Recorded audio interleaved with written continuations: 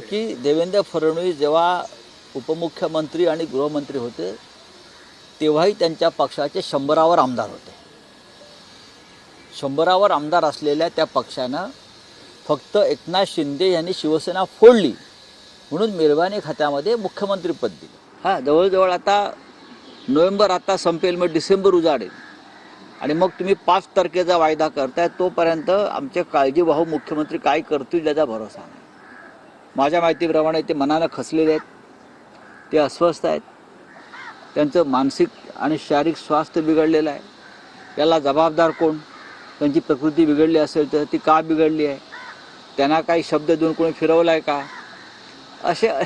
असे अनेक गमतीशीर विषय सध्या चर्चेला आहेत. त्यांचा चेहरा पडलेला आहे, ते हसत नाहीत, त्यांच्या चेहऱ्यावरचं हास्य मावळलेलं आहे, त्यांच्या डोळ्यात चमक दिसत नाही.